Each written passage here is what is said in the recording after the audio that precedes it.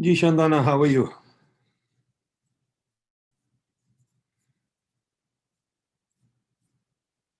Hello. Ji, Assalamu alaikum, Nadeem. I'm well. How are you? Theek thak hai? Where are you? Good. I'm based in Brighton, in the UK. Abhi kya? You haven't. You're now. How long are you going to be there, or are you coming back? No, I'm here. Achha, This is where I live. You're permanently there now, huh? Ji. Good for you. I'm at That's the the way University of Sussex over here. Ji. That's the way to do it. I keep telling everybody never come back to Pakistan. I'm not sure I agree with that, but this is the state of affairs for me for now, at least. Fair enough. Don't expect you to agree with me. Acha ji, kya situation hai? Yeah, I think we should start. Okay, just give me a second.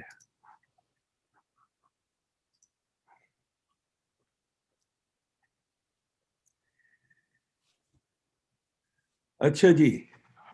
Assalamu alaikum. Good morning, good afternoon, good evening, depending on where you are. In the world of Zoom, we can be everywhere to do this webinar or any webinar. This has been the only bright side of COVID, discovering Zoom, which I must confess was our fault that we never discovered it before. Anyways, let us begin. We've got a great speaker today on a brand new book on Pakistan.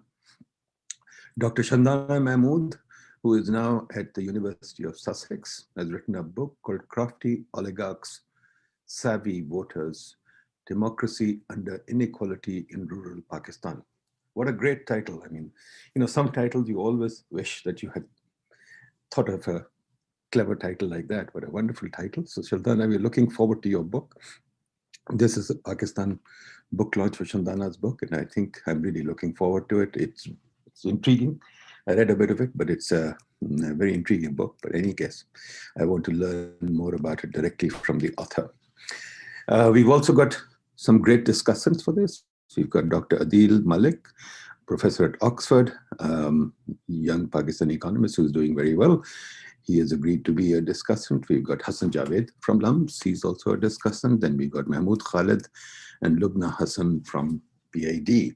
So we've got an excellent lineup, and I will not stand in the middle. I'll just stand by and listen now. So Shandana, over to you. Please present your book. Thank you for that introduction, Nadeem. It's Shandana Mumand. Oh, sorry. Sorry, misspelled. Oh, sorry. No, it's spelled correctly. Misread. I apologize, Shandana. Many versions with which people read that name, but that's fine. Thank you so much for this invitation. I'm very excited to be here today, and I'm always very excited to be able to take this book, to be able to speak about this book in Pakistan. I think that is the audience that I really want to be able to engage on, about this book, about the findings, about what it says to you about the state of democracy in Pakistan. That's essentially the reason why I got into writing about this subject, and it is my main area of study. So I'm very, very excited about being able to speak to everyone today, and especially about the discussants. I know two of them well. I know Hassan extremely well. Hassan was closely associated with the research that went into writing this book, and I remain hugely grateful for his support through this. So I'm going to go straight into a presentation. I will present some slides, and if there's any issues with being able to follow the transition of the slides or with the audio, please do just put on one of your mics and let me know that there's an issue. I'm going to keep that as quick as possible because I do really want to hear from the discussants, and I would really enjoy getting into some questions and answers on this to know what people think of its findings. But I do want to set out a few of the methods that we followed for this, as well as what we found in the process. So मैं presentation के साथ फिर start करती हूँ, and then in about 25-30 minutes, we should be able to get to the main discussion and to the discussant. So I'm going to share my screen now. And hopefully everybody, I would really appreciate it if as soon as the presentation is up, if you can just tell me that you can see it. It's fine. Visible. Yeah, it's fine. Excellent. I'm just going to reduce the camera windows here. And That's it. Okay, so as Nadeem's already introduced, the title of the book, Crafty, Oligarchs, Savvy Voters, and the reason for writing this book really was to try and understand the Pakistani voter in a little bit more detail. I'm a scholar of democracy, but I always say that I'm not interested in political parties or personalities. I'm much more interested in voters and what voters are doing and what they're thinking and why they vote as they do. And that's not just limited to Pakistan, even though Pakistan is my main focus of research. That is where I do most of my research. But I'm interested in this question around the world right now, is what are voters thinking? And we're seeing various instances of it everywhere. We've seen very dramatic instances in the US. In the country where I'm sitting right now, we've seen voters vote for Brexit. There's a number of other examples around the world. So for me, this is a major area of interest, is voting behavior and trying to understand why voters vote as they do. In the case of Pakistan, my main, the reason why I wanted to write this book was to really know, to figure out what is it that we understand about Pakistani voters. That question applies to rural voters in the case of this book, but my more recent work, my current work, is also asking what is it that we know about urban voters in Pakistan and how do they behave, and what do we know about women voters? And these are both questions I've taken up quite seriously in recent years with my co-authors. And we're finding very surprising things about all of these that go against the sort of broader ideas that we have about them. So no matter which category we think about, a lot of what we're finding is not what we usually read about. And I'm happy to get into questions on urban voters and women voters later. But for now, of course, the question is on rural voters. And my question is, what do we know about them and why do we not know more? And what is it that we've been finding out? And the reason why I think this is a very major question is because, well, there's people who counter this in some ways, but I think no matter which way we look at it, the rural voter is still possibly our voting majority. And the way, and given the sort of consolidation, sort of signs of consolidation of democracy in Pakistan, means that we are becoming more and more concerned about what this particular group must then be thinking. And especially in central Punjab, which we know has such importance for parliamentary democracy in Pakistan, forms a very large part of the electorate and a very dominant part of the influential part of the electorate, then obviously the rural voters that sit there are very important. And it is trying to then understand what is the nature and creation, I mean, how are political constituencies created and maintained in these areas. So that's essentially the question I'm asking.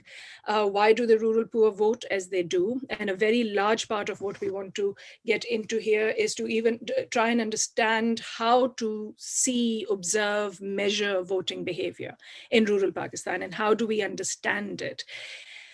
And going by most of the literature, there's essentially two concepts that I want to talk about very early on and that I'm going to keep coming back to. And these are concepts that have been used to measure democracy over its history. One is contestation and the other is inclusion. So level of competition and the extent to which democratic ideals and practices extend to everyone in a country. And most of the literature on Pakistan, not all of it, but most of it will tell you that voters in rural voters are very constrained, both in terms of ability to contest in elections, especially as leaders, and in terms of inclusion, because of socioeconomic inequality, and that this limits their agency, their bargaining power and their agency in electoral politics. So given this, how then does contestation and inclusion work in rural Pakistan, and how do we observe it? The first thing that we want to establish in that sense, to that end, is what is the level of inequality? And there's just a few stats that I want to be able to point out on this slide. The first one here is the Gini coefficient. So these are about figures that are now about 20 years old, but there have been changes since then. But by any measure, this is an incredibly high Gini coefficient for land. This is the land Gini coefficient. No, which slide are you on? Sorry, I think it isn't moving. Yeah, it isn't moving. Try Slide moving. is not moving. Sorry, is this the slide that everyone is seeing? It starts with at a minimum. No, we are on what do we know about the Pakistani voter? Okay, I'm going to press escape and try and move. I'm sorry, but everything seems absolutely stuck right now. I'm going to stop sharing for a second. Start again. And start this again.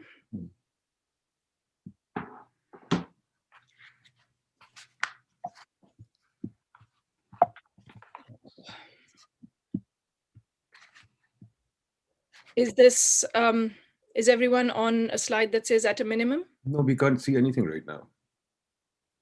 No slide sharing is happening right now. Madam अपनी video of करके share कर लें kindly. मैं करती हूँ। Video मैंने of कर दी है। I'm going to try and share this screen again.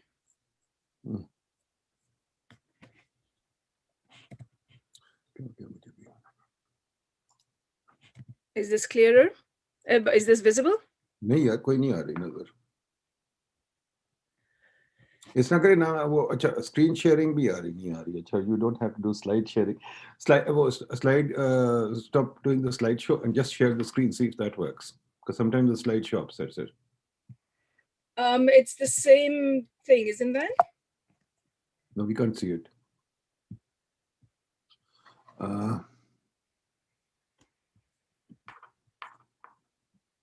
I'm not quite sure. I'm going to try a slightly different program. 1 second, let me close that and try from the original program. That's a little bit strange for it to be doing this.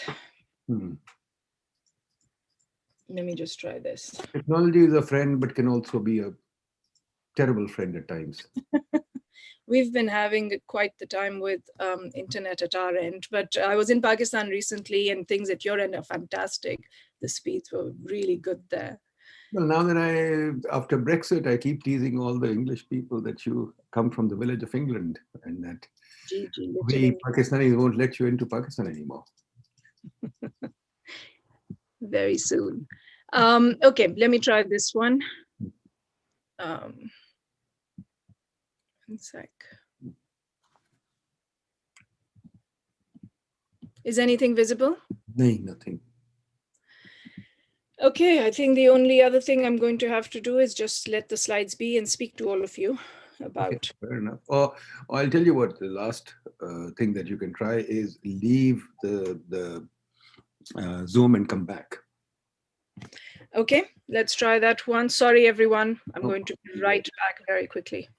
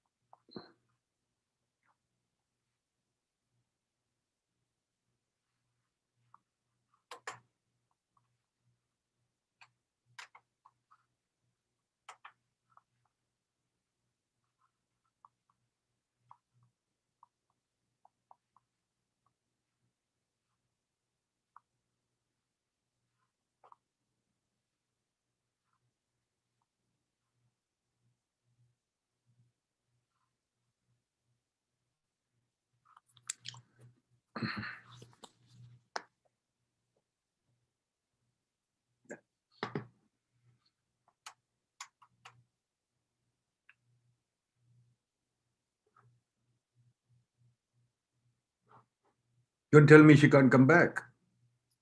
Hello? I'm here, but I was kept from unmuting myself for some Oh, reason. sorry. Okay, go ahead. We have to do that because the spammers have been bugging us. Okay. I'm going to try one more time, but Nabil Otherwise, Sahab, I'll I've do it. also just emailed you. I've also emailed Email the slides to and they Nabil can my work. PDF version. Fair enough. Yeah. Yeah, I've done that already, but let me try this one more time. Okay, we've got at the minimum so democracy requires contestation, right?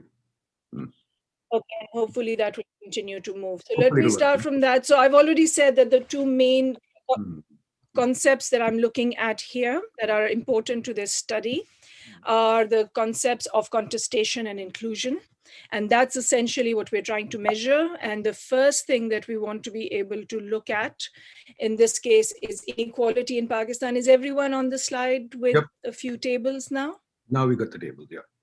Okay, so out of these many different tables, what I wanted to just sort of establish is that the book is really about democracy working under extreme levels of inequality.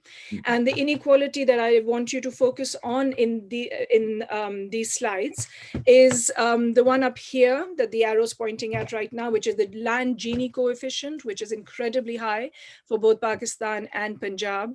The table after that, essentially what I'd like you to pick out is that almost 89% of owners in Pakistan own about 50% of the land, and then there's about 11% of the others that own the other 50%. And that's closely reflected, in fact, slightly worse in Punjab. After that are two slides that are relevant to the case study villages where we worked. And in that, the land Gini coefficients, there's a line underlining the Gini for land in the 6 case study villages where this book is based. And that's incredibly high levels of land Gini, of land inequality there as well. And that it still sort of works very closely, it's closely correlated with caste. And if you look at this, this is one village of the 6 divided by its various Baradri groups or caste groups. And this, and if you look at it, we always sort of worked with 4 categories of castes, qoms, and within that you would have multiple Baradris. And you'll notice that if you look at the percentages, which is percentage of that QOM group that owns land. So if you're a Malik, which is slightly different, these are the people who were given land during colonial times, 100% of that group is landowning. And as you go down the caste hierarchy, and this very much is a hierarchy, the percentage of land owning decreases and that of being landless increases. So what I'd like to establish here is the level of land inequality under which electoral contestation and electoral inclusion is being discussed. My main thesis within the book is essentially dealing with this, with this political institution. It's the village vote block, what we call dharas in Punjab. And it's essentially trying to understand what happens inside dharas, because the thesis is, my argument is that it is this that determines the nature of political engagement, the extent of bargaining power that voters have, as well as the level of political competition within a village. So within each vote block, and there's 3 depicted in this diagram, there are clearly identifiable leaders. Voters belong to dharas that they're usually able to identify. The relationship that exists between leaders and voters is, dhara leaders and voters, is what determines bargaining power. And more than interaction with external actors, it is the interaction with internal actors through these dharas that determines what kind of bargaining and negotiation power voters have. And it is what happens across these dharas, between them, that determines levels of local political competition. And my main argument is that the dhara that we now observe in rural Punjab is essentially working under pressure from two very different kinds of forces. One is socioeconomic inequality that works on it, which I've just described, which works both in terms of land inequality, but also social hierarchical inequality, which is based around coms, and social inequality that comes from that dynamic. And at the same time is now democratization, working on it through higher tier electoral competition.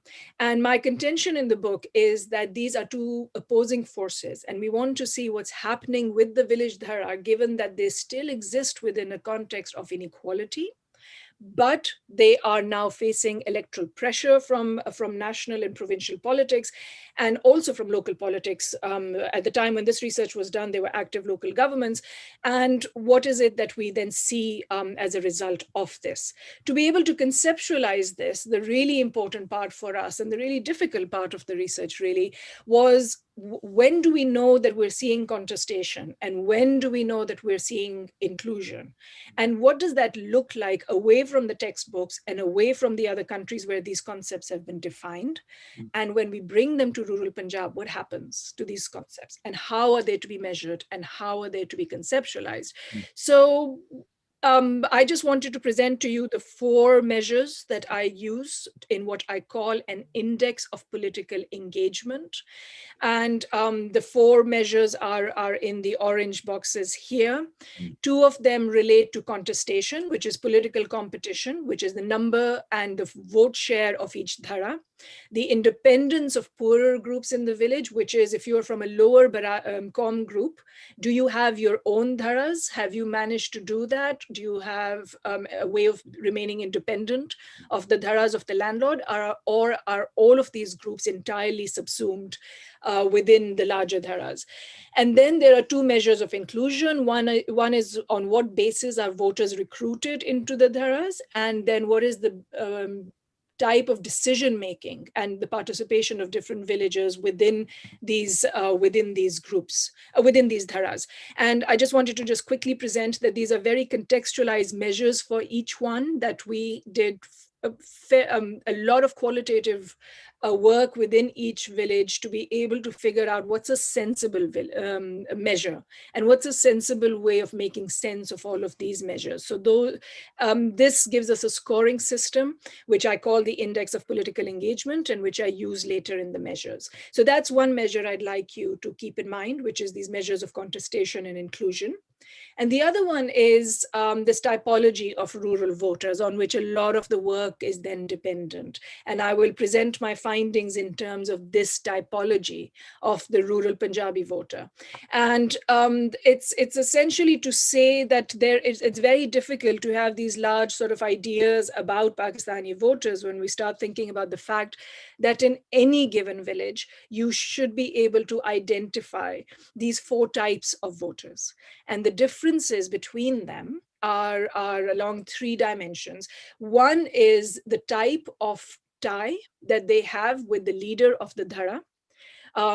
Is there any autonomy? Is there more autonomy or less autonomy within that, which is on your left axis? And then on the top is the type of linkage that you have with the dhara leader, because within each type of, whether it's a socioeconomic tie or a political tie, you can have a vertical linkage or a horizontal linkage. And the horizontal linkage is something I try and measure to try and see which kinds of villages or for which kinds of groups can you see more of a horizontal linkage than a vertical linkage.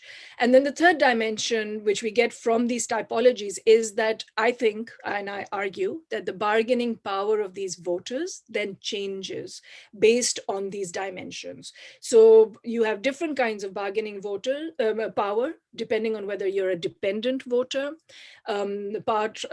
Somebody, I call it them a kin, but it's essentially somebody who's voting on the basis of baradri or social ties, and clients and peers. So peers are people who have equal ties and political ties, and can identify as neighbors or part of the same kind of occupation group, or on the basis of political affiliation, following the same political party. So this is quite central to the arguments of the book, is this typology and the fact that we see these 4 types of voters within villages. So that's sort of how I've conceptualized the work, and the findings are presented based on these concepts. The methods, I'll run you through that very quickly. The main study objective was to understand the impact of inequality on the politics of the rural poor within the context of democratization. So what you want to be able to do is to be able to vary inequality, but to be able to hold other things constant. So our way of holding that stuff constant was to work in a single district, but the choice of district, which was Sargodha in this case, is a really interesting one. Because of the fact that Sargodha really works like a quite beautiful natural laboratory setting, because in Sargodha, colonial government endowed 2 different types of grants that were more equal or unequal. We labeled them proprietary villages and crown villages. In our regular terminology, these would be zamindari, pattidari, or bhaichara villages that fall into proprietary, and then chaks that fall into crown villages, which is part of the canal colony expansion that happened slightly later. And Sargodha has both of these types of villages. So in the same district, it allowed us to be able to pick a sample that included both proprietary and crown villages. Proprietary because rights of proprietorship were given to either to a single person or families, or even Baradri groups in the case of Bhaichara villages quite often. And so, but these were full proprietary rights. In crown villages, they remained lessees of the state, tenants of the state for until 1941. And this made a real difference to the level of social authority that a landowner could actually exercise. And that idea is also central to some of the findings I'm going to present. So our study sample reflected the distribution of these villages, and obviously to understand the distribution, it means we mapped out all of the villages in Sargodha through colonial archives. Within this, I also picked case study villages. These are the 6 cases, and they were each picked to reflect variation. They're from proprietary and crown, but within each, they are either more equally, land is either more equally or unequally distributed. And we think it makes a real difference to whether or not you're close to a city or a small town or the expanding towns of Punjab, because then that means that you have had access to different forms of employment. And that's an important dimension. So we also were concerned in our case selection with making sure that we knew what the distance of the village is from a city. So this is the selection process for the 6 case villages in which I spent a lot of time and where I worked. This is the strategy that we followed. We did census surveys, and that's how we know the Gini and the land distribution figures. So in each village, we did a full census. I keep saying we because the analysis in the book is mine, but a lot of this work was done with a large group of people based at LUMS. And so I always make sure that I use we when I'm referring to all of the work that's gone into this. So because of this, we did census surveys, we did surveys in each village, we did key respondent interviews, constantly looking for different kinds of information or triangulating information across them. We used a mix of methods. The chapter 3, which a lot of people seem to have enjoyed in the book, is a story of a village called Sahiwal, which was studied in the 1960s by Saghir Ahmed and then by Shehnaz Rouse in the 1980s. And we went back to it in 2000s. And those past studies allow me to be able to do a longitudinal study, looking at the changes that have occurred in this one village over time, based on changes that were happening at the national or regional level. So that's a longitudinal analysis in there. Then there is a control comparison across 6 villages, which is using different kinds of methods. There's a quantitative analysis that we used across 35 villages and all the households. And as I mentioned, archival work that gave us a sense of how these villages were originally settled and what was the distribution of land in these villages at the time of colonial rule before independence. So, and this gives us the following parameters. So this book is based on the study of one district, 6 case villages, 38 survey villages, and 78 dharas that were studied in quite a bit of detail. The elections that were covered are the national elections of 97, 2002, 2008, and 2013.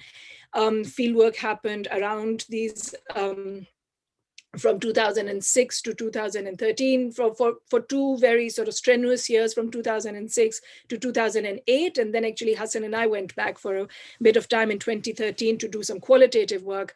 And there's a bit of that in the book as well.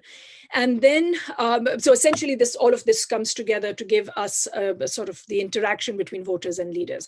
So those are the methods. And now I'm just going to present the findings. You know the concepts, you know the methods we used. And I'm now just going to present the findings that I've managed to get out of this. Essentially, the big finding of the book, the sort of where the numbers to me really speak very loudly, is this typology that I presented between client, skin, dependents, and bears. And at the time that we were doing this work, a lot of us talked in the sense of dependency, the dependency of rural voters. And that, as you'll see from this table, was fairly low. Defined as a dependence on the landlord or relationships that involve violence or sanctions from the village head for not behaving in certain ways within dharas, for not voting in the way that they would have wanted you to. And that's fairly limited. And where a lot of this relationship really rests, where a lot of political engagement is happening, is between clientelistic relationships. So I would classify 35% as clients based on relationships of service delivery that are service delivery focused. And then this large category of what I label kin, which is something we usually refer to as Baradari politics. But there's a very interesting concept here of the Baradari alliance, which is essentially something that the more we studied it, the more we realized looks much more like collective action than it does of me needing to vote entirely with my own type and with my own group. So if we are to ask the question of what mobilizes voters, quick clarification: what is patron-client service delivery? Can you just clarify that? So this is the person who will get me access to goods. So this is the person who's going to bring the road, the vet hospital, the nalis. Soling, very popular is nalis and soling, so street paving and sanitation drains. And this is the person who has links in the provincial bureaucracy or with politicians and is going to be able to bring that to us. So if we give him, the leader of the dhara, our votes, then we get services back. So this is patron-client in defined like that. So if we ask the question of mobilization, what mobilizes voters in rural Punjab, then what I contend is that the perspective matters a lot, right? So if you look at kin, it's about 51%. What's happening here is small groups, and a village in these areas can have Baradari groups that number from 9 to up to 55. In our sample of 38 villages, there's from 9 to 55 Baradari groups in any single village. All of those small groups coming together to decide to create an alliance and then use the increased numbers to speak to the dhara leader in terms of how many votes we have and what is it that you can bring to us for us giving you these votes. If you look at that from the point of view of the landlord, many of whom we spoke to, so we've spoken to almost all of these 78 dhara leaders, this to them looks like clientelism. And if you look at it from the top, it's 68% clientelism, it's 35% of clients and then 33% who are creating Baradari alliances, but essentially linking to you because of clientelism. But if you look at it from the bottom, it's essentially voters that are engaging in collective strategies for trying to get goods and services where the state isn't delivering based on universal delivery. And so that kind of that changes this to, the concept changes there very much. It's viewed from below, it doesn't look like clientelism. It really looks like collective action and collective strategies for access in that case. So these are the numbers on the typology that I'd presented. And here's a little bit of sort of getting into what makes the real difference between what kinds of villages would we see more of one kind than in the other.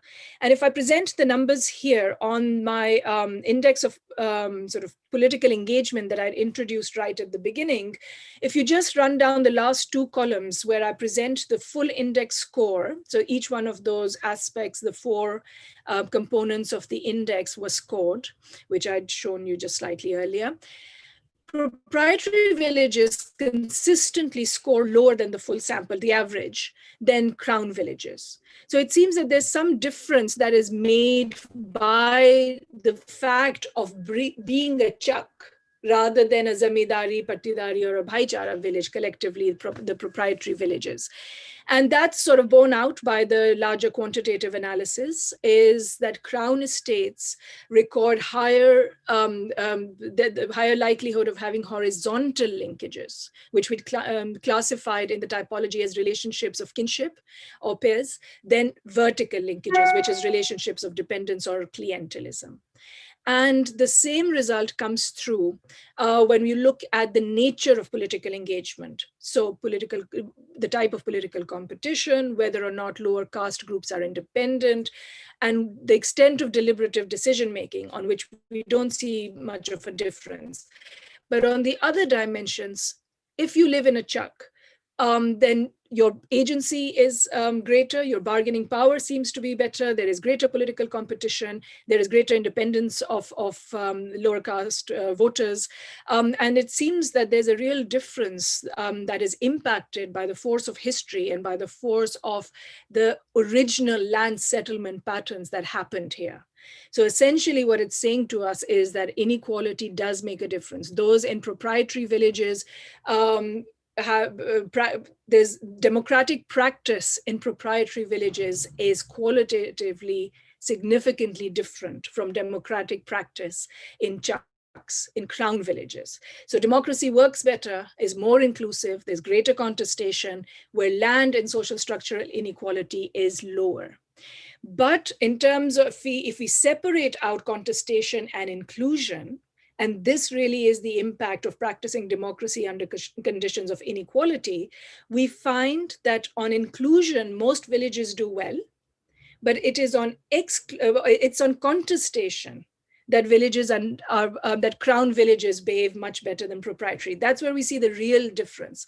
And what it says to me in plain language is that because of electoral politics, most vote leaders, most dhara leaders need as many votes as possible.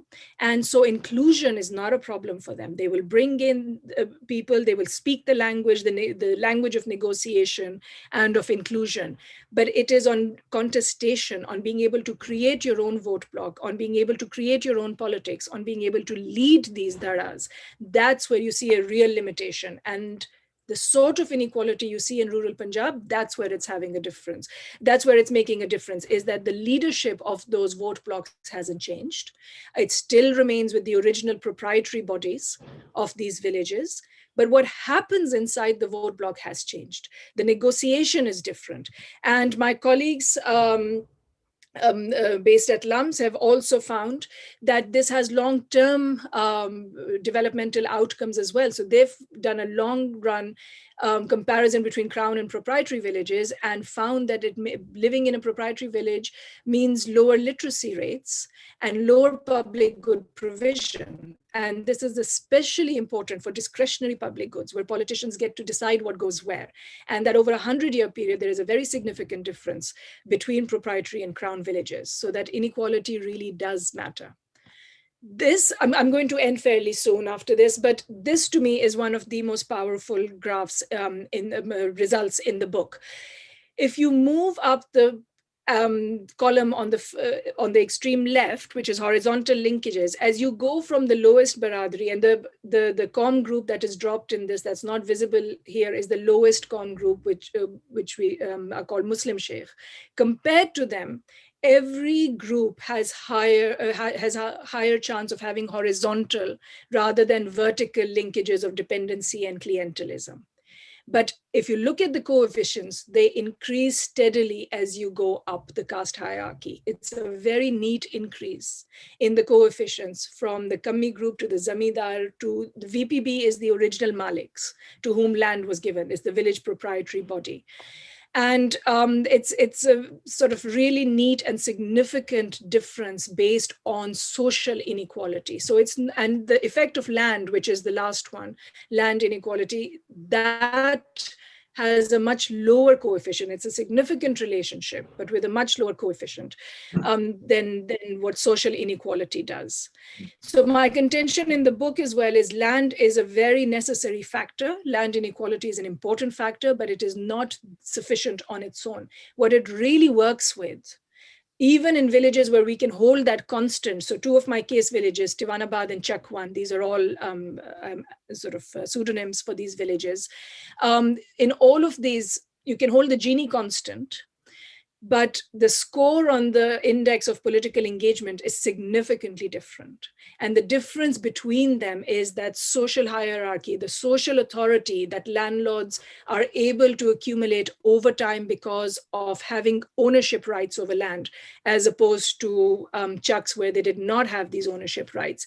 And all that I'm showing in the final table at the bottom is the fact that using social network analysis, we essentially asked how central Chaudhries in Chucks and landlords in proprietary villages are to the relation to these various networks which are listed in this last table. So if we look at networks around elections, around Thana Kacheri work, around sanitation and street paving, Chaudhries in the Chucks share a lot more power with emerging vote block leaders than do the large landlords of the Tivana variety that still exist in proprietary villages.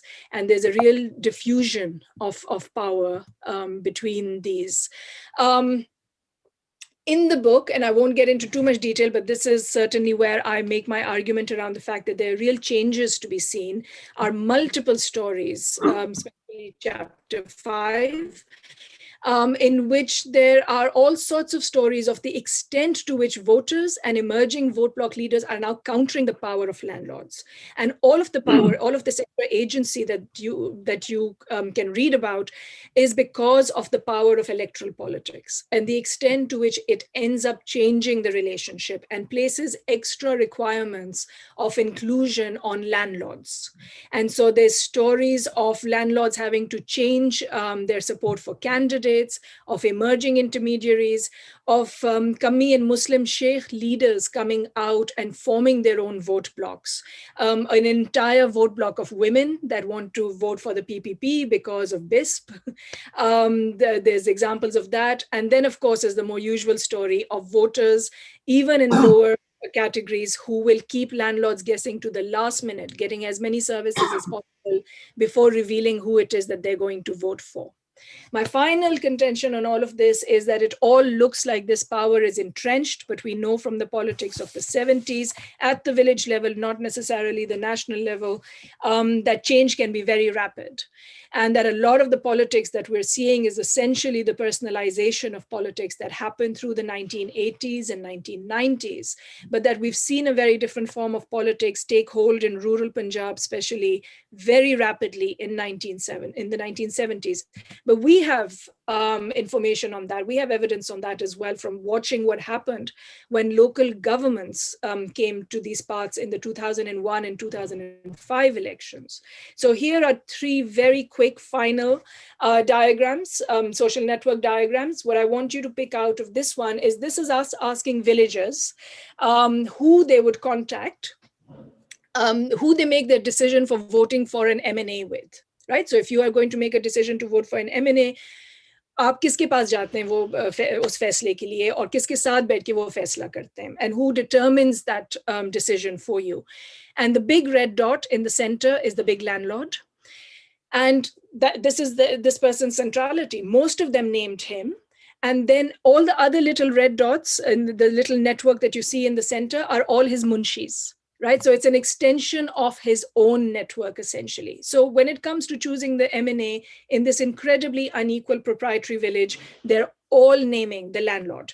Then in the same village, at the same time, we asked them, who would you make that decision with if you were voting for the Union Nazim? And again, you'll see that Tivana is still quite central up in the right, and loads of votes again for his network of munshis as well. And then there's Ishfaq on the left, in the lower left corner. And he's managing to get quite some centrality in this diagram. And interestingly, this is the candidate for Union Nazim. And this is the person who won in opposition to Tivana. Tivana's candidate, Tivana was not standing for this election. In opposition to Tivana's candidate, Ishfaq actually won. So it makes sense to be able to see a little dot emerging for Ishfaq, even though even here, the most of the power rests around Tivana and his munshis. In the same village, at the same time, we were now doing this 1 year after the election of 2005. So Ishfaq has now become the Union Nazim. We asked the question of who would you go to ask about paving your village streets? And it's all around him. And in your little red dot over there is Tivana. And this is because Ishfaq, after becoming Union Nazim, had actually managed a seat on the Tehsil Council where decisions around the funding for street paving used to be made. So my contention here is that with the coming of formal politics, things in these villages changed quite rapidly. And that's something that we could see from our evidence over here. And we could see fairly quickly if we were to continue with this form of politics, especially local government form of politics. But that I think is another squandered opportunity at this point in Pakistan at this right now. So I'll stop there, and I'm really looking forward to hearing from the discussants. Thank you, Shandana. I think perhaps you put your finger on it. This is why the landlords or the owners of the chucks, etc., don't want local politics.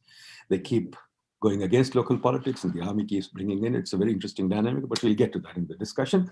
Adil, can you please come in and make your thoughts, your comments on the book? It's a great book. I found very interesting, but let's see what you have to say now. Go ahead. Adil Malik from Oxford. Switch on your mic, please. Ji. All right. Okay. Thank you very much for this opportunity, and hello and welcome to everyone. Shandana, Hassan Javed, I could see Dr. Alia Khan, Nader Chima, and others. What I'm going to do is really give you, I've got lots and lots of comments on the book, which are mostly very positive. I've been reading this book through the December break. But as a political economist, as somebody who does more economics than politics, my comments would be rather broad.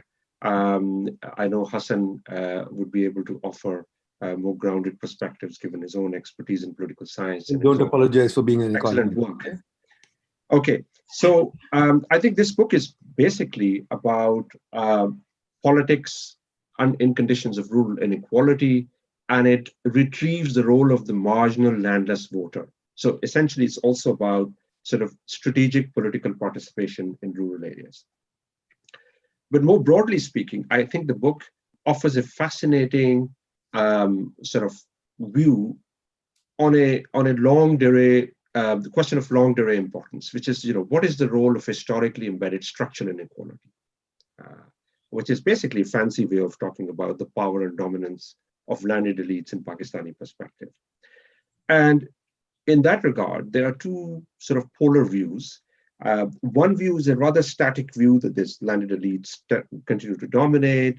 That offers the primary explanation for the political stasis that Pakistan has experienced. There's a variant of that view, which is relevant in public discussions, which is on dynastic politics. The second view is that actually the role of landed elites has actually declined in politics, and is no longer the primary explanation for political underdevelopment. In my view, both of these are oversimplified views. The first one is particularly static, that it's just landed power that explains everything. And I think this disjunction between these two polar views partly emanates from the failure of some of their proponents to take into account variation, both longitudinal, how things have changed over time, but also spatial. And also because of their excessive focus on macro political outcomes. A lot of this literature talks about landed candidates, constituencies, and their broad interaction with dependent voters. And the principal contribution of Chandana's book is to sort of offer a very empirically rich and theoretically grounded view that engages with all these competing explanations around the role of biradaris, clientelism, feudal explanation, and then tries to bridge this divide, but actually unpacking all three categories: landed power, the categories of actors, voters, and in doing so, it sort of unpacks politics and inequality altogether and offers us a very sophisticated, nuanced view in which the role of structural inequality and landed power still plays an important role. It's a persistent concern, but it takes a more nuanced background role in the surrounding institutional environment where voters can use their political agency under conditions of political competition. And so I think in that regard, the principal contribution of this book is to sort of retrieve the agency of the politics of this marginalized, landless voter. And it does so by actually bringing in both micro, meso, and macro aspects, in the sense that she's talking about villages, and I think village is the right unit here, but also voting blocks, which is the sort of intermediate level in terms of constituency politics, and that's a very important contribution to sort of theorizing and then empirically furnishing evidence on the role of voting blocks. In terms of methods, the book offers a great sort of example for a lot of our social scientists, how you can combine survey, archival evidence with multiple regressions. I also agree with its focus on central Punjab, because often in Pakistan we have these sort of broad divisions between sort of South Punjab and Sindh being so different from North and Central Punjab, but actually Central Punjab has a lot more variation. And some of the earlier work by Ali Chima showed that there's huge variation in poverty, development outcomes. Some of the Central Punjab villages are similar in terms of their inequality, landed inequality, adverse development outcomes with regions in South Punjab. So I think that's a great effort, and it also bridges a divide between political scientists and economists, provided us a domain to think about both. Now, I'm going to raise a couple of questions, which is really to broaden the envelope, sort of open the envelope for further conversation. And one question that, in a sense, Chandana, with her introduction, is the question of external validity. And obviously, she looks at, Saival and Chak 1, extends the analysis to other villages, and then looks at external validity within the district. In other words, looking at how this analysis applies to villages that are not directly covered, but within the same district. But I think the next stage of research, especially for a lot of students who are at PIDE, at Qaid-e-Azam University, at LUMS, is to look at how this analysis can be extended. What is its external validity in other regions? And this is particularly important because one of the principal sources of variation Chandana employs is a sort of difference between colony and crown villages, which is not prevalent in every district of Punjab, but there might indeed be other sources of similar proprietary differences that she also mentions in her work. Two other related, some other related questions on this is the sort of stability of vote banks, the vote blocks. I mean, we know there are vote blocks within villages. People tend to vote together in terms of those blocks. But in recent years, we've seen that there are emerging trends that could change the nature of strategic bargaining, which is not just strategic bargaining over mutually binding, reciprocal, clientelistic engagements, but also on demographics. I see, for example, in my own village in central Punjab, in North Punjab actually, where the demographics are playing a very important role. In the same household, different youth age groups, members of age groups, older people and younger people are voting very differently in the same village.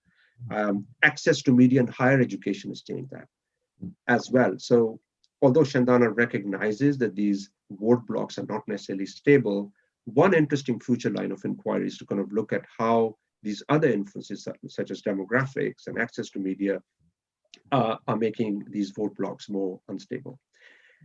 The other aspect is to do with how voters connect not just with the leaders of the vote blocks, but also the candidates. So what is the relationship between those who manage village level vote blocks with candidates?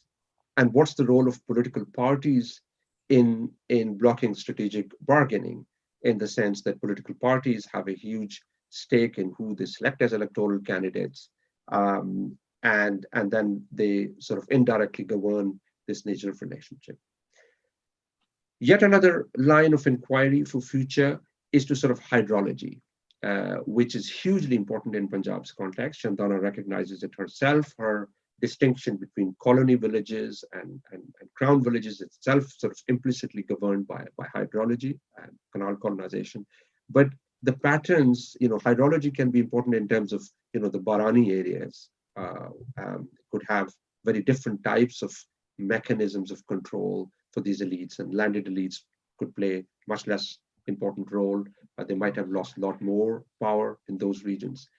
And then, of course, some of the work that I've done myself, which Shandana is aware of, is on religion. A lot of these intersecting vote blocks exist because there is the power of the Pir, the power of the great Sufi saints who control large part of politics, and they have vote blocks in different constituencies, including the region which she studies. I mean, we all know in this region, Sial Sharif and a lot of other Gaddis play an important role.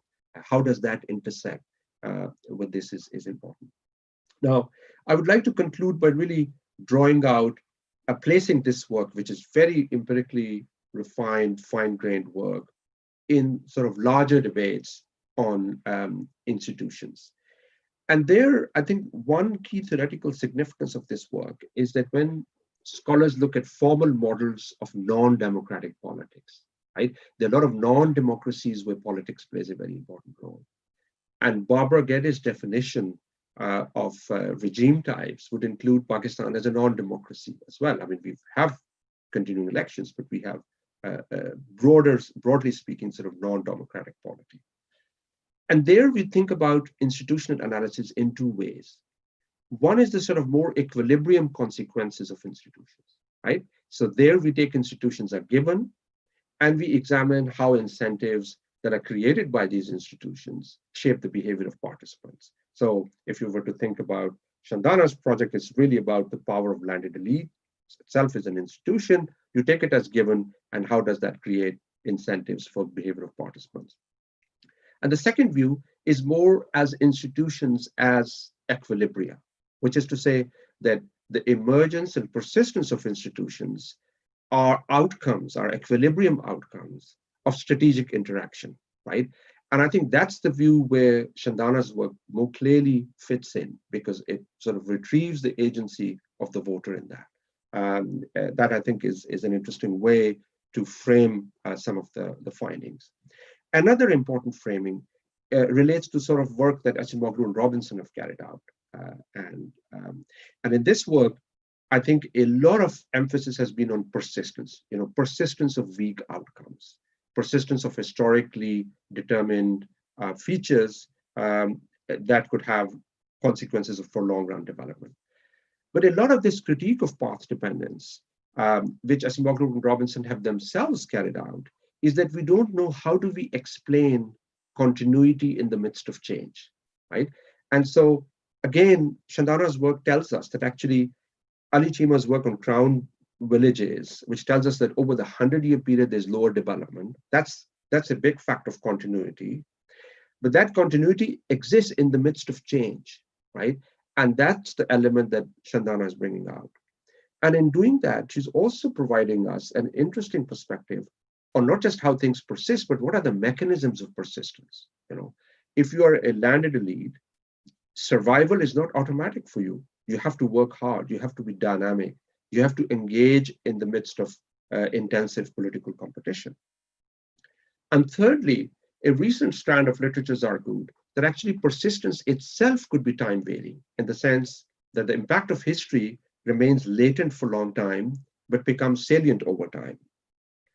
Conversely, persistence can be ruptured. There could be dislocation of power.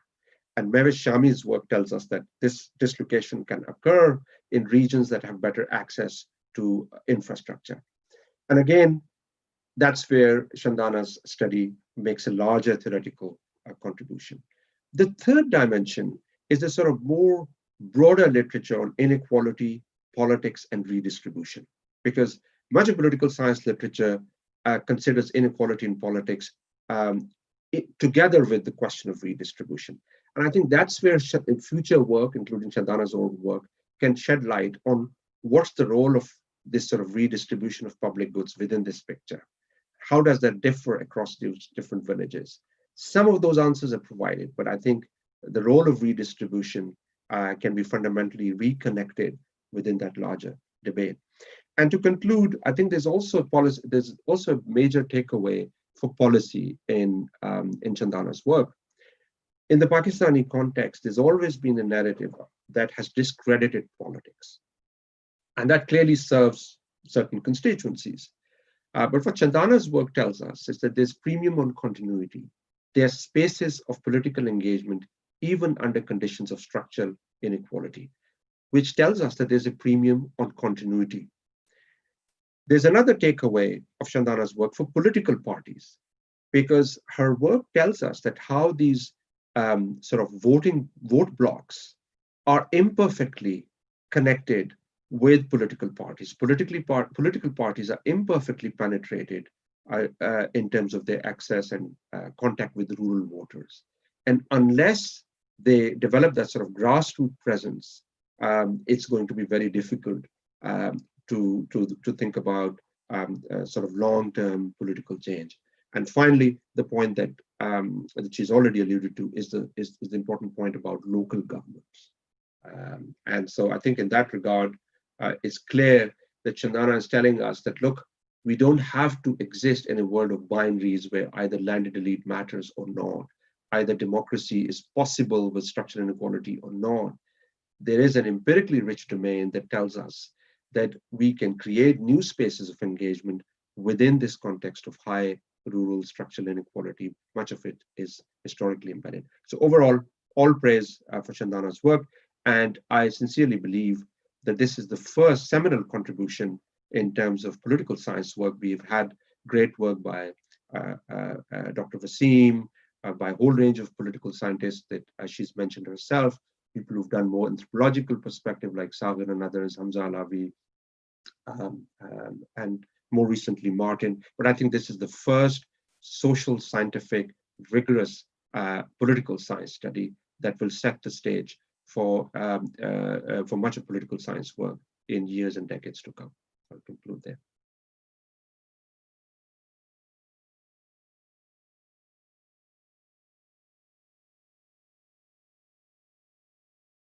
Thank you, Adil. Thank you. Good comments. Let me move on to Hassan Javed Sab. All right. Thank you very much. Thank you very much for including me in this discussion.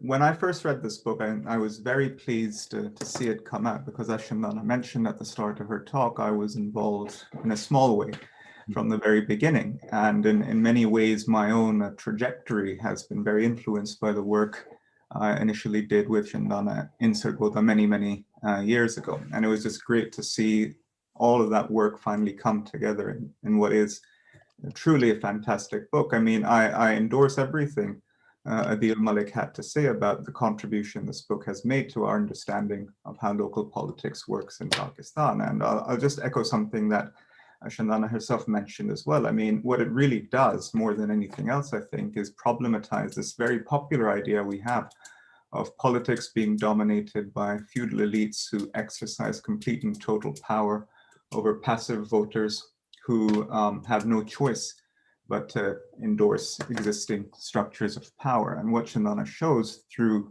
her extensive survey research, through the mixed methods that she employs, is that that is not the case. The picture of local politics in Punjab, at least, is much more complicated than we often think. And it's not characterized by simple domination or subordination. There's a lot of contestation, there's a lot of negotiation and bargaining that's taking place. And in that sense, I also think, and I agree with Abdul Malik about this, that it is it really adds to the work we already had. I mean, there's long been a tendency to rely extensively on work done by Hamza Lavish and Rouse and others back in the 60s and the 70s when conceptualizing contemporary politics and in Punjab and in Pakistan. And I think this is really, I mean, the most comprehensive study of its kind to have emerged since then. So I think the book deserves all the praise that it has gotten so far.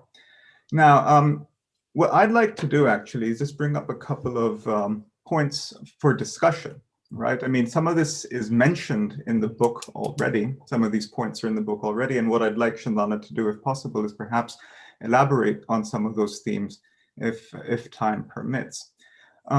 And like Chandana, my concern, as far as this book is concerned, is with the prospects, or rather the implications for democratization that the processes she describes have. To what extent do they represent a move towards more substantive democratization? So before I get into my points, let me just kind of put forward what I think might be, and maybe Chandana would disagree, but what I think might be an accurate description of the system that she ultimately describes in the book. And putting to one side, obviously, the variations that exist, I would argue that what the book shows us is a system that continues to be characterized by the dominance of local leaders, many of whom tend to be landowning or from landowning families, who become the focal point of vote blocks by virtue of their ability to act as conduits to state patronage due to their economic power, their connections to the state, and linkages with candidates and political parties, right?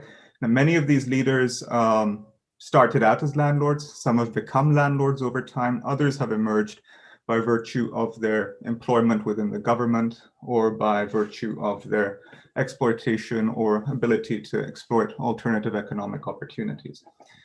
At the same time, we have evidence of increased bargaining by voters as collective groups, sometimes organized along kinship lines, with this bargaining increasing over time as a result of broader processes of socioeconomic change that have seen the decline of ties of economic dependence, the emergence of middle classes, and the rise of new political entrepreneurs, right?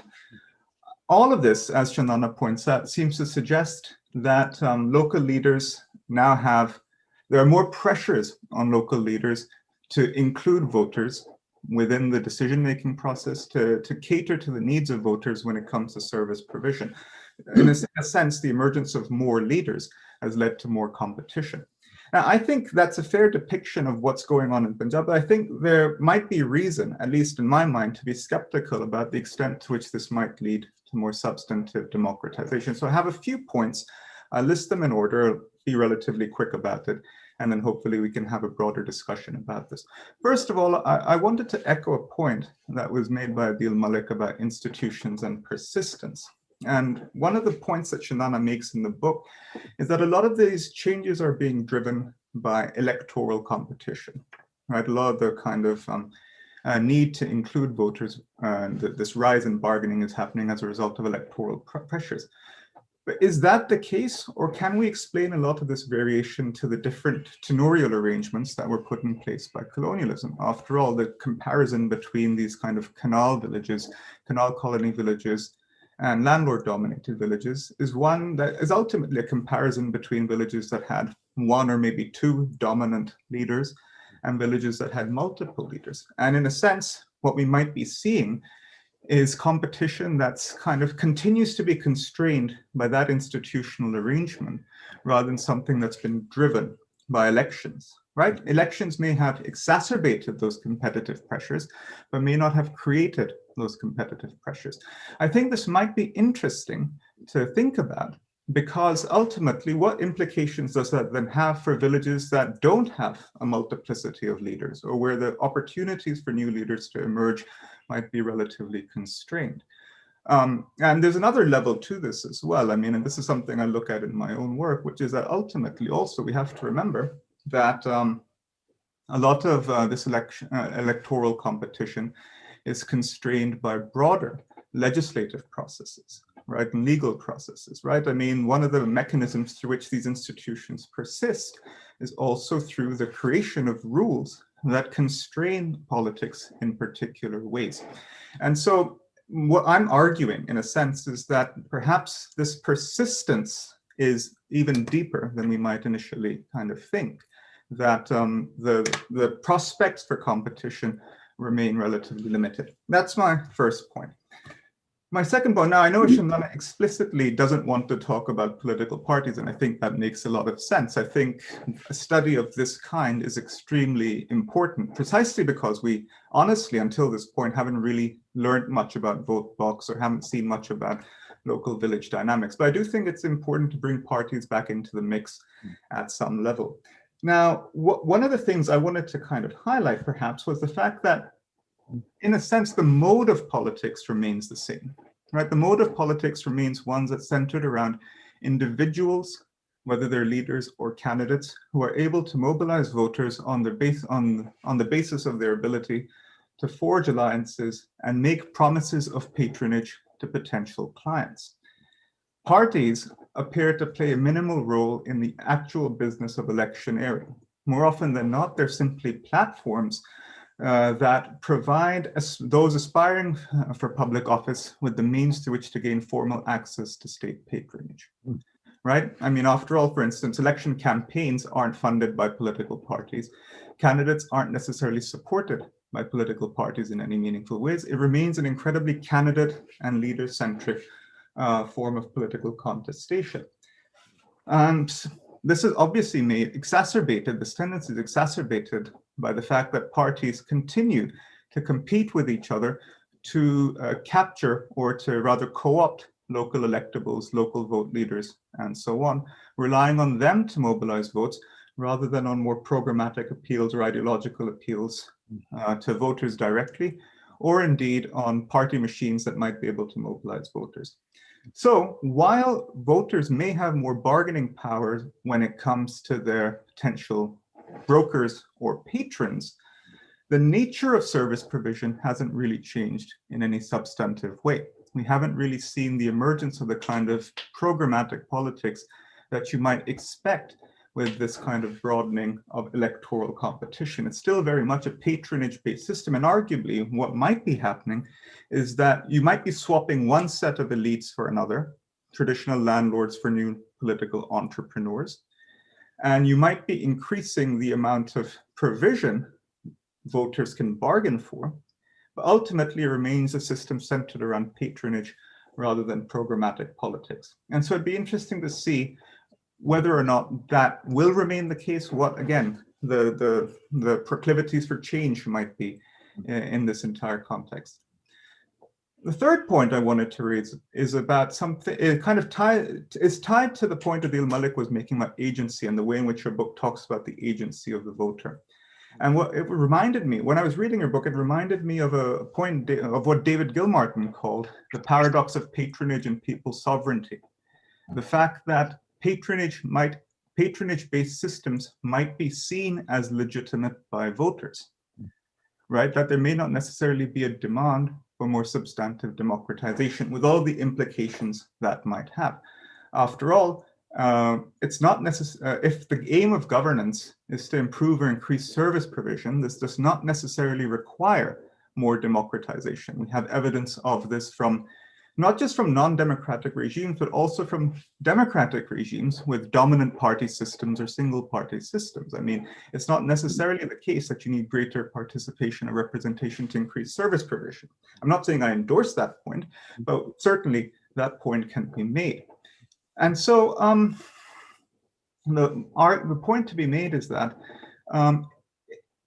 if shifts in political engagement are facilitated by external actors or parties, and I believe that's a point that you make in the book as well, there's little evidence to suggest that that kind of external kind of influence currently exists within Pakistan itself, right? And there's various historical reasons for that, including repression and the influence of the military. But if that is the case, again, where does change necessarily come from? Where does the pressure for more kind of democratic politics come from? And if Asim Sajjad's correct in suggesting that the elite-dominated and authoritarian system in Pakistan has led to the emergence of a politics of common sense, which leads voters to legitimize and internalize patronage politics, then what might drive candidates and leaders also to embrace more democratic politics?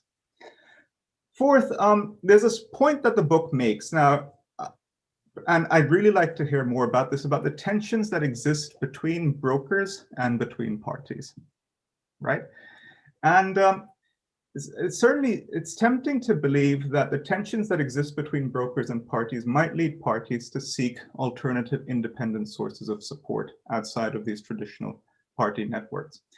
But on the other hand, I'll pose a kind of counterfactual. It's also possible that parties could respond to this by centralizing more power in their own hands. And that's certainly what I would argue has been happening over the past 10 years. Particularly in Punjab, where for instance, the Muslim League's local government law actually reduced the amount of power in the hands of local representatives. The PTI passed a more progressive local government law that is yet to enact it.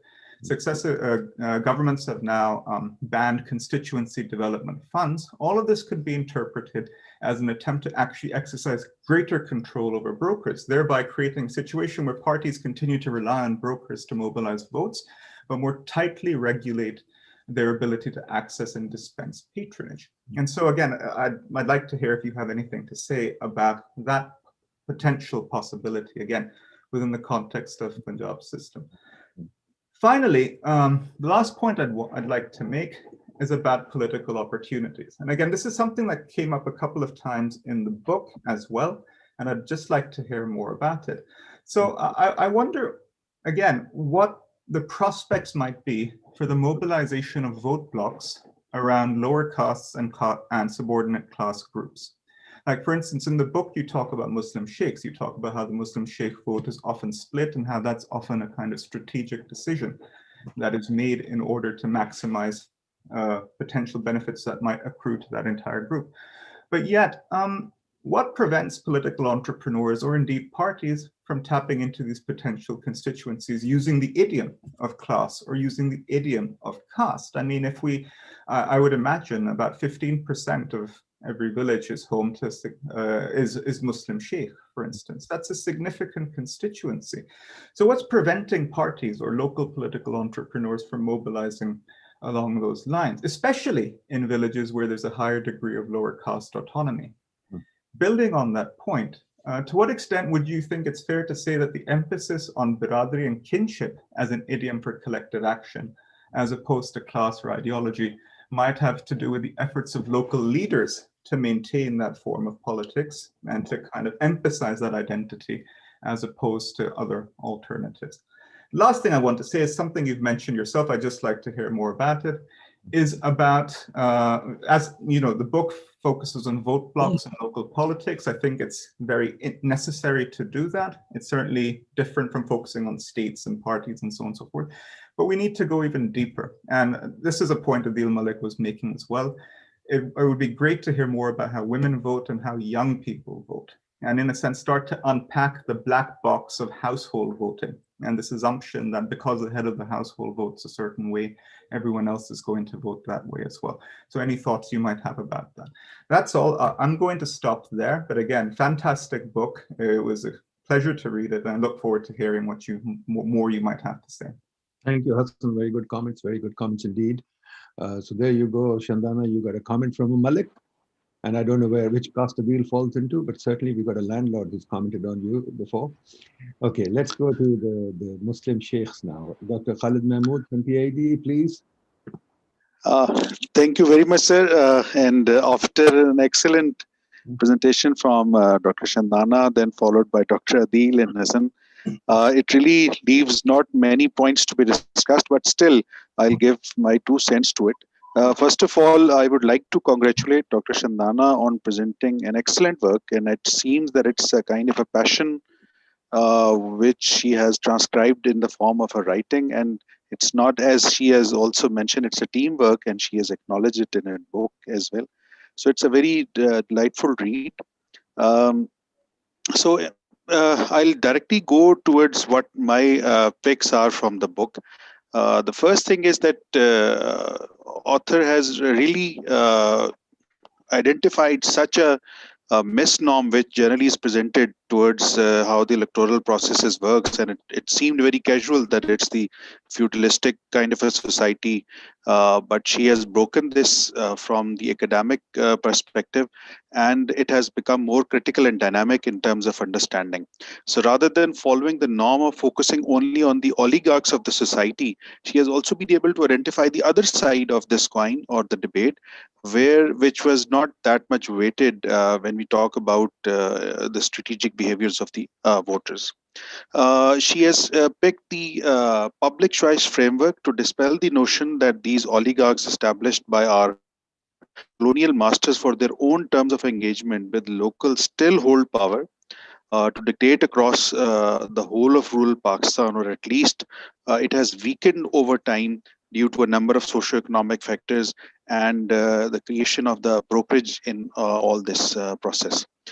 This book initially seemed enigmatic when we read it because it starts with the concept of marginalized citizen voters with an extreme kind of socioeconomic inequality. But at the end of it, there is a ray of hope because we see that the voters have broken their myopic lens, and the landed elite themselves have also been mastering their constituencies, presenting themselves as the elders rather than the masters, along with new power brokers, namely the voting blocks leaders.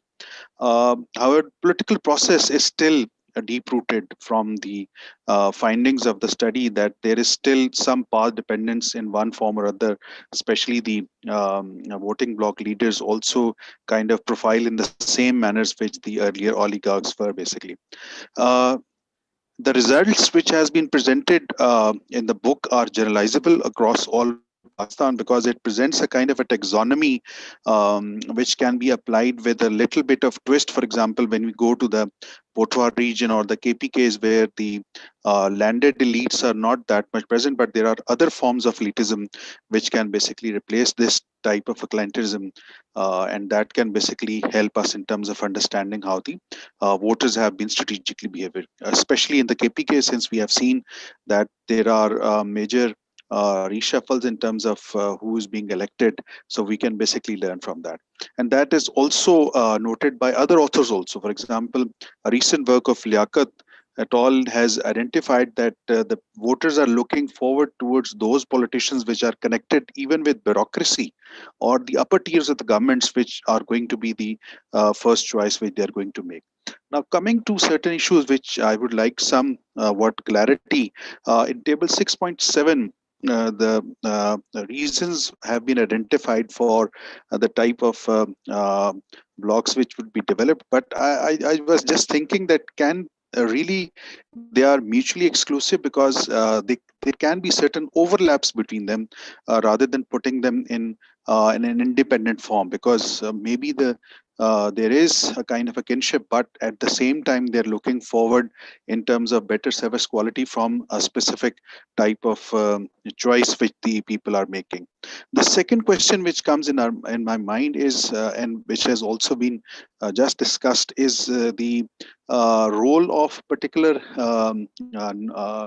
knowledge or the voter education in terms of picking the right person, especially as you have mentioned also that there are family voting concepts. Basically, the household head, especially the earning male, whatever he dictates is going to be the outcome.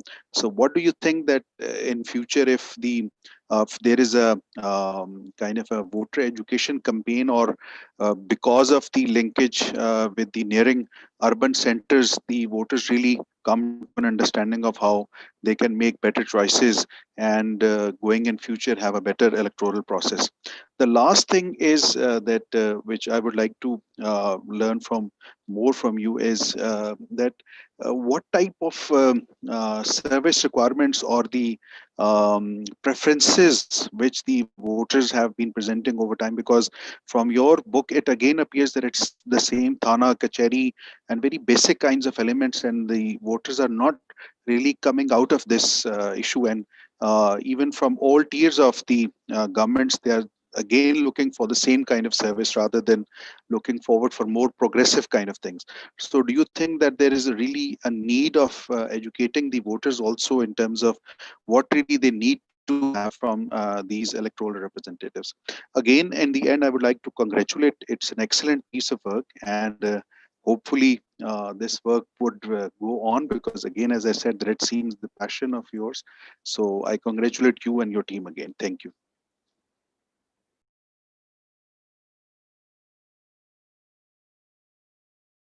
Thank you, Khalid. Shandana, it's a compliment to your book that we've got too many discussions, but that places a load on you.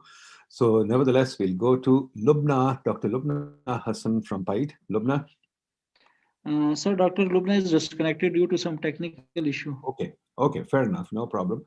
Then Chandana, back to you to take up very interesting observations and comments. I found that very interesting. Certainly enlightened your book a lot more. And people, please raise your hands if you want to be included after Chandana answers the question. So hands, please. Chandana, over to you. Likewise, Nadeem, that was fantastic. I really enjoyed all of just listening to all of those comments and really trying to understand what is it that speaks most to those that read it. And I see lots of hands already going up. So can you tell me how long I have? Because I really want to hear what people have to say about this. How long should I speak? Take your time. You know how to be parsimonious. Do it. No problem. That's exactly what I'm going to do. Excellent points, Adil and Hassan and Mahmood Saab. And I would really like to be able to discuss these with you in much more detail at some later point. So I'm going to pick on a few of the things that you've said and that are sort of common. And the questions that I do get very often is, what is the big picture on all of this, and where is it going, and what are the implications for democracy, and has it really changed, and what is it that's really changed? And Hassan's question was what is preventing political parties from connecting is my question to political parties as well. And I'm hoping that if by some chance they end up reading this, they will ask themselves the same question. Is what we're trying to show is there is a constituency, and there is and this is a very dynamic space, and there is a lot of tension between voters and brokers, Dhara leaders, and between brokers and political parties. And this isn't just a Pakistan-specific phenomena. Susan Stokes' work on this with her colleagues in 4 different countries has established in her book exactly this point, is that this is never a static relationship. The level of tension and the level of distrust is high enough to make sure that there is a constant change within these political dharas. And I mentioned towards the end of the book the fact that essentially what comes through in all of the analysis is the fact that an ideal relationship, even from the point of view of voters, would be to eventually connect to a political party. And nobody's really seems to be enjoying the relationship of this intermediary in the middle. But I think a lot of it is the lack of political institutions. So it's these squandered opportunities over the survival politics that parties play in Pakistan, over the lack of the institutionalization of local government, over the fact that the attention of political parties doesn't turn to the creation of political constituencies, and it remains on partisan politics as well as a struggle against other institutions. And that's essentially the question of the book, is there is a constituency. The constituency is looking for a linkage. There are changes, and all of these changes have been made possible by electoral politics, by the expansion of towns, by the expansion of other kinds of non-farm based employment opportunities, by the shrinkage of land. And all of this means that a different kind of politics is possible, and that politics plays a big role.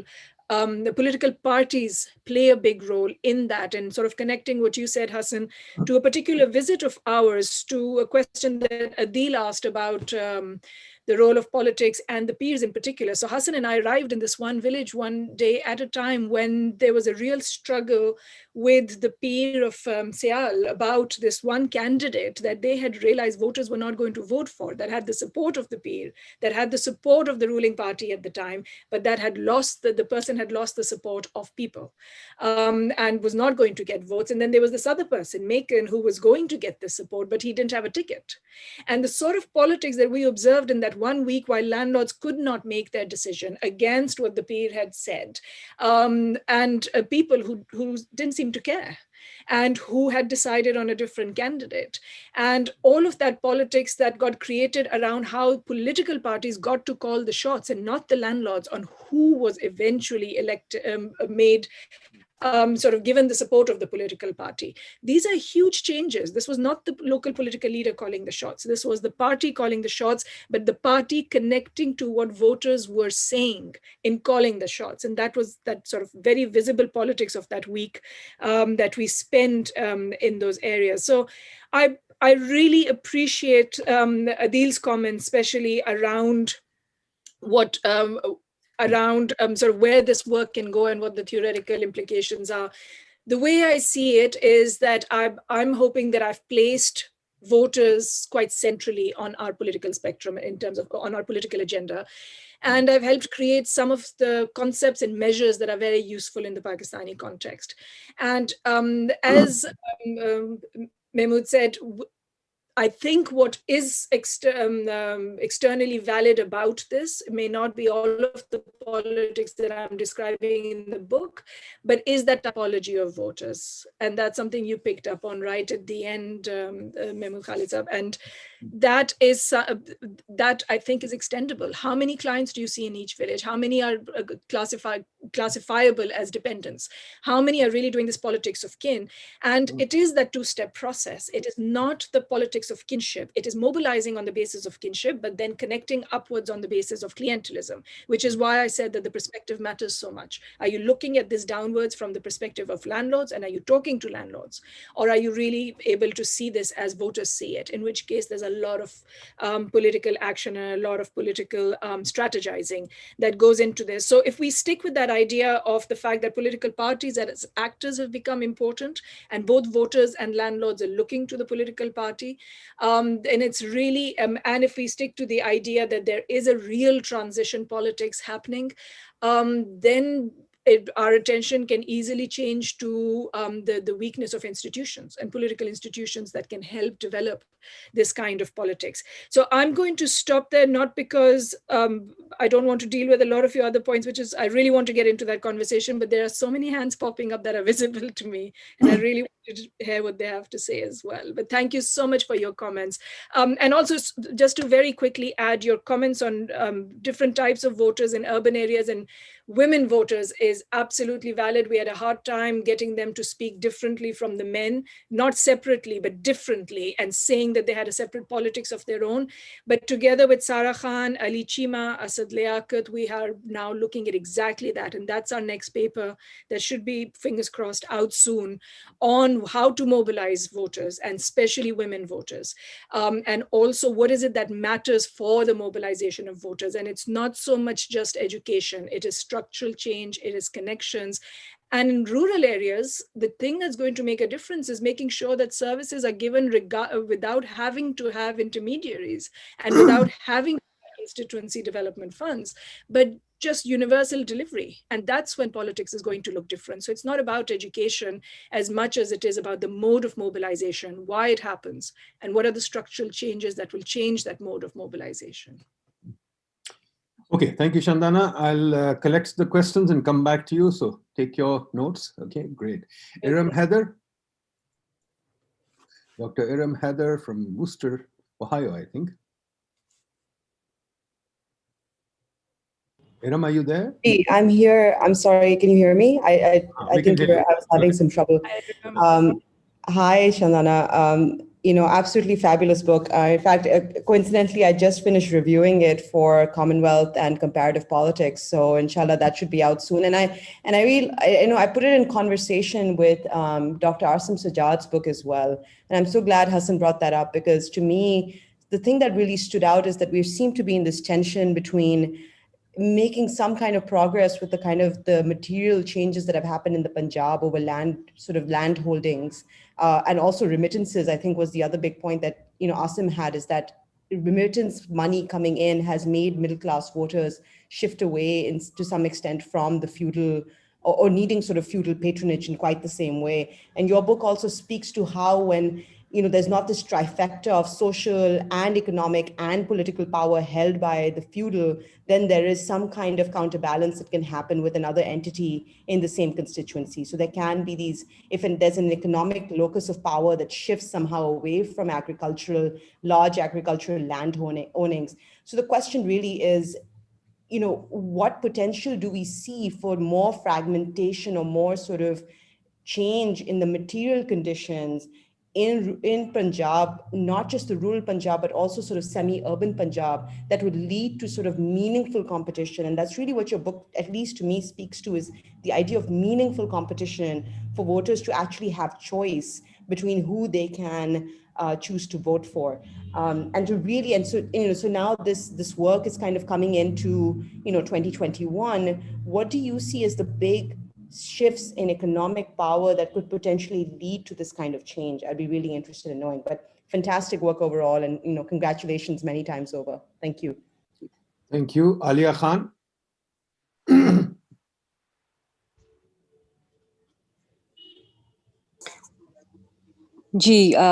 you. Shandana, it was a pleasure to hear your work being presented. I'm Sarah's mother, so I'd known about this work for a while. My question is, and I hope I can frame it properly. What is your impression about whether voters learn from their relationship in a clientelistic manner, the patronage relationship that you talked about, from the role of their representatives whom they've voted for in getting them their desired services by their role in the parliaments? I mean, I know maybe it's a two-part question, but now with the social media and other communication technologies, where parliamentary sessions proceedings are also brought to the knowledge of the rural population, they do have a fair idea of how their candidate that they voted for is doing. So do you think that over the time period that you studied, there has been a change in voter preferences because of that? Thank you. Thank you, Alia. Thank you. Arsalan Ahmed. Assalamu alaikum. First of all, I want to congratulate author on incredible piece of information that she just shared with us. I am basically part of PTI media team, and I generally am involved with the central party leadership with regards to a lot of activities that they do, and I find this research very interesting. With regards to how the political parties can learn from a lot of things, especially with regards to how they can look into different areas, how the land situation is, how the voter situation is. But unfortunately, I do want to highlight few things, even as part of ruling party central department and central leadership group, which is led by the chief organizer, Saifullah Khan Niazi these days.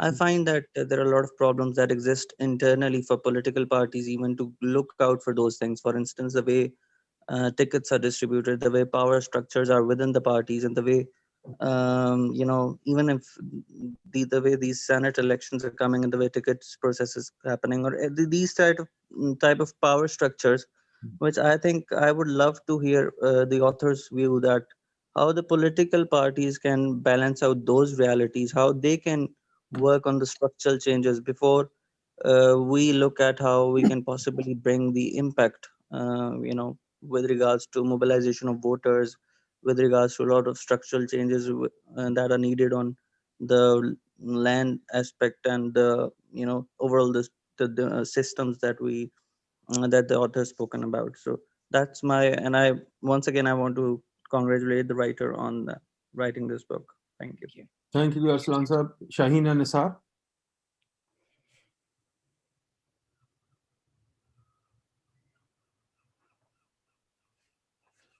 Have you lost Shahina? Shahina? I think we've lost her. Idris No, Khwaja? I'm here. Oh. I'm here. Hello. Hello. Assalamu alaikum. I think it's a very good book that has, that has led to such a debate. And, I have also enjoyed the comments because I've been listening to you very carefully. I think my comments would be more like a suggestion for the future, because I would like to have a more forward-looking approach towards the politics in Pakistan, because I had some in the past, a few years back, when I was looking at some governance aspects, I looked into Sargodha and I thought that, they had good data over there, and, the budgets were well defined at the local government level. But in other places, they were not. So, so there are disparities. I mean, my view would be totally, not totally, but, I will try to integrate with the social and political aspects, but I'm an economist. So my question is that, I would not consider this study as a representative of the whole Pakistan, because it's a sample of Sargodha, where, you have the landed class. I know the regions in the northern Punjab where there are landed classes, but most of them are serving, here and there or in the military. And then, there's not much interest, and there's no entrepreneurship taking place in those rural villages. So the dynamics are totally different in those villages. And so we need to find out how much population, to start a study with the representative, like a stratification of data for the villages, and see across and see what patterns we have. And these villages in the northern Punjab, for example, which are, as Adil Malik said, depend on hydrology, and they are Barani areas, and people are serving in the military and all that. So there's not much entrepreneurship. So the voting pattern would be very different, and people are also migrating to urban areas. I won't be long, but there's another important point I want to make, and you are definitely going ahead with the urban study too. I would suggest that if you could please take the view where urban versus rural dynamics are playing a role in migration, and how it is setting the pattern for voting, because you have 65%, there are 65% of the youth in Pakistan, and then you are also promising internet in the villages. So that's going to be another dynamic factor which may affect the voting system. And if the voting becomes through internet or something, then it becomes a totally different ball game in many ways. Thank you very much, and hope to hear from you. Thank you, Shahina. Thank you very much. Idris Khwaja Saab. I just wanted to ask what Shahina said in the last about migration. Idris Saab, please speak louder. Come closer to the mic. Awaaz nahi theek aa rahi. I just wanted to ask about migration. Does migration makes a difference, especially if those in the villages are receiving remittances? And what about the educational profile of those who are going to the landlord to make voting decisions? These are the two questions. Okay, great. Shahina, Shandana, let's go back to you. You can take up these questions. And then. Okay, and I'm going to do that without getting into too much detail, so hopefully you'll forgive me for that. But these are excellent questions, and I do want to deal with each one. Starting with Iram's. Iram, I think economic changes are important, but for Pakistan, I think the thing that will really create meaningful competition is something that Hassan mentioned earlier as well, is what is it that will take us from this mode of politics, where we've seen quite a lot of change, and that's what I'm documenting in the book.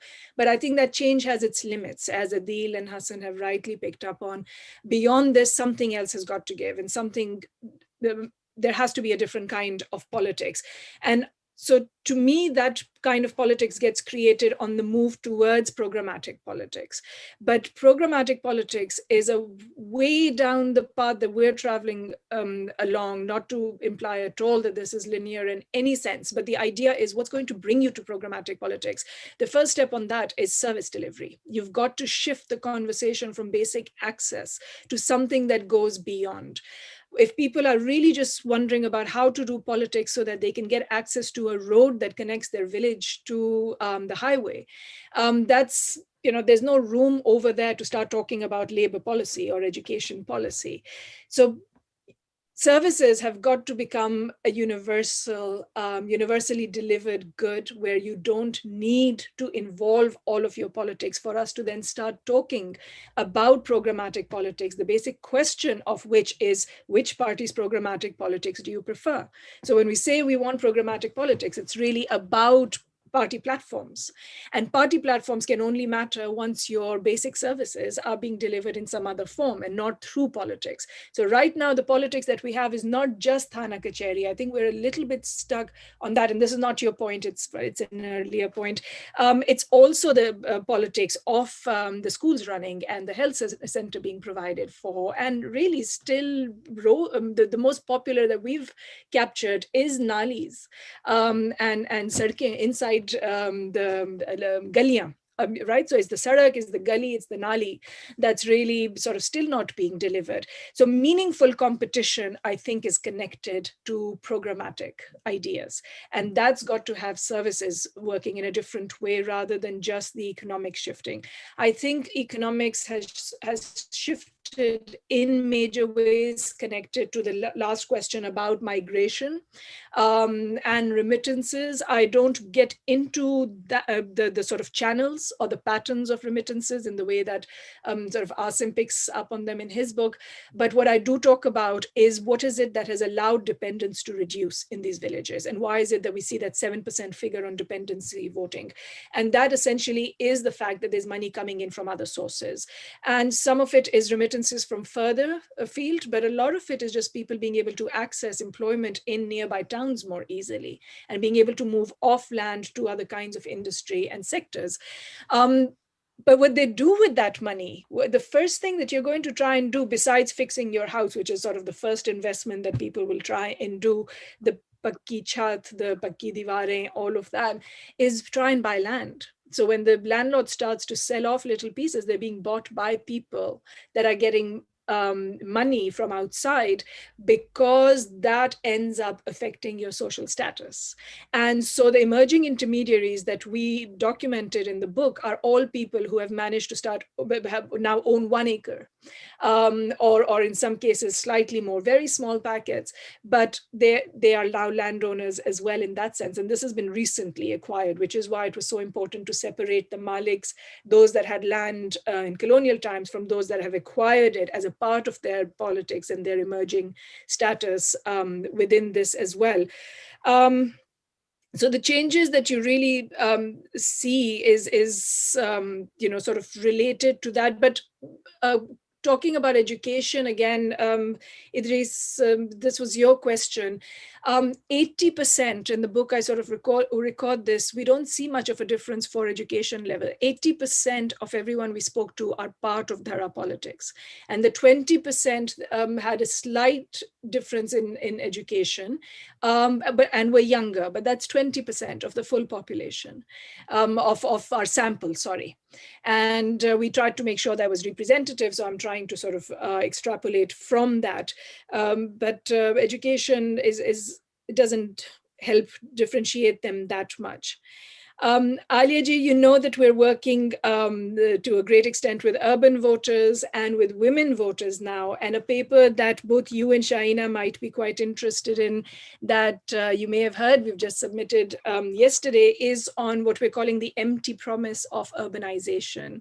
And you should be able to read this very soon as an IDS working paper for now, which is on the fact that women vote less in urban areas than in rural areas. And this is a phenomena both in our country and next door in India as well, is that once you are in an urban area, women disengage from politics in a way that they don't actually in rural areas. But in rural areas, they're voting as part of a family, as part of this dhara. So there's this need to draw votes out.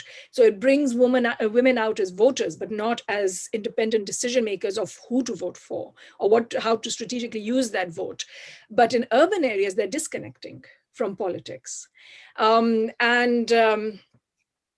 To connect this to a question, Arsalan, that you asked, I've actually followed your party on a mobilization campaign in 2017 for a by-election in Lahore. And it was 2 women candidates, and it was all women leaders of the PTI out in full force in these neighborhoods. And that's not what a mobilization would require, in the sense that it's what you would call a registration drive. It's checking on ID cards and making sure that people are able to vote, as opposed to what it takes for a mobilization of voters, which is a different phenomena of trying to pick up the sorts of issues that would matter for them. It's being able to speak to people who represent a more marginalized group of voters. And that's the sort of mobilization that political parties are not taking on. And they don't take it up in urban areas. They don't connect with women and their issues in urban areas, is what we're recording in this paper, is that women voters vote very differently they don't vote. There's a large gender voting gap in urban areas in Pakistan. And connecting that to social media, and the reason that they mention regularly is that they're invisible to political parties, that they feel like invisible citizens. I have a paper on this, it's called Invisible Citizens, that talks about the women saying that they don't think political parties, they're not mobilized by political parties, political brokers don't connect with them, they don't figure in the language of political parties. And that's when I decided to follow this campaign to see what was happening, and it isn't a mobilization campaign as you would expect.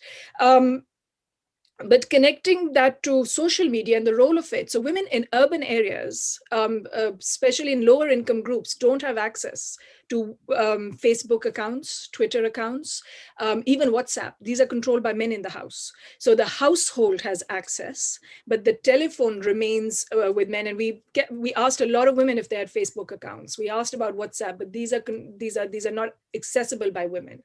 They're accessible by men. And then the discussion essentially is the man is the intermediary or the gatekeeper of the information of women that comes into the house. And this is also work that we've been doing quite a bit of, again, with Sarah Khan, with Asad Liaquat, and with Ali Chima.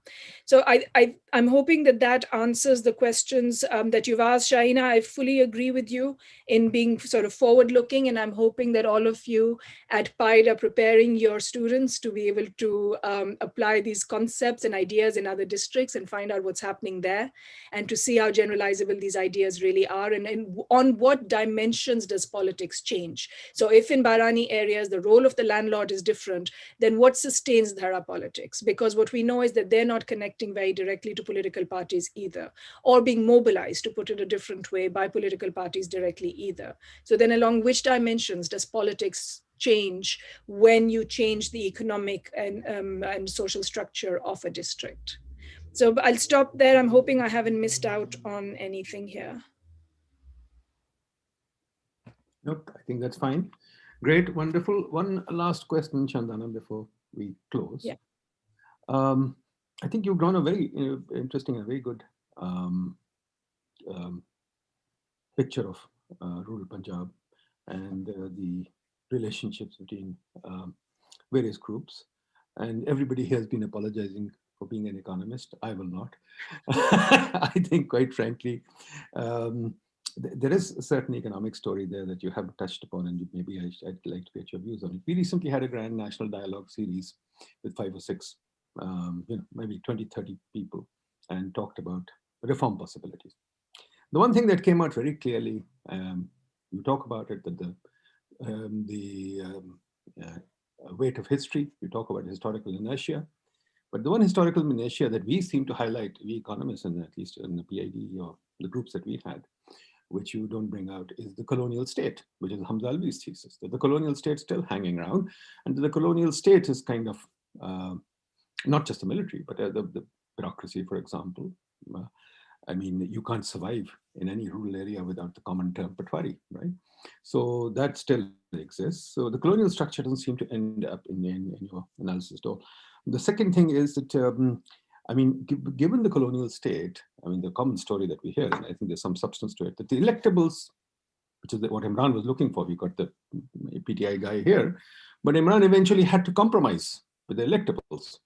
And the electables are your local, whoever, the Madeiras, or whatever term you like to use with them. But the electables thrive because of the relationship to the feedback mechanism from the colonial state that makes them thrive. For example, very simple, even I as a Pakistani, I can't go anywhere unless I get an attestation from a civil servant. I can't do anything. I can't even bloody well, buy a car without an attestation from a civil servant, right? So everything depends there. But the electables thrive on that, and that the electable story is a very important story. But there's a feedback mechanism from there. And the second thing which you emphasize very well, local government. But the electables don't want the local government because it dissipates their power, exactly as your analysis. But the thing is that what we asked for was there should be more elections. For example, in the US, there's an election every year. In England, there's an election every year, local government or this or that, etc. There are no elections in Pakistan, once every 5 years. So what about if there were more elections? That would change. So I think I'd like you to reflect on that. How does that impact your analysis, and where will you take it further? In terms of, sorry, Nadeem, what is the question in terms of whether I think more election, in terms of more electoral activity? Okay, let me reframe. How do the rules of the game affect what you're studying? The rules of the game are given in colonial times. People are playing the game according to the rules that have been handed down to them. The 1935 Constitution, the colonial state, those rules exist, right? So people are maximizing, as an economist, I would say people are maximizing under those rules. So the sheikhs and those guys, etc., they're all playing this game. I'm thinking in game theory terms, they're all playing this game, given the rules that they face. Nobody wants to change the rules. So yes, they're learning, they'll progress, etc., etc. But unless we change the rules, which is where more elections comes in, which is where other things come in. For example, constituencies. Nobody redesigns the constituencies. Despite censuses, constituencies have not been redesigned. How does that impact your analysis? Supposing we had that push for those things, what would it matter? Or it wouldn't matter? No, I think it does matter. So the colonial state and colonial rules of the game is absolutely central to the book in that differentiation between proprietary and crown, which is my main variable, right? Which is, so I say the politics you see today is the impact of institutions put into place by colonial rule 100 years ago, at the time when we were observing this about 100 years ago. And the fact that we see real part dependence on politics.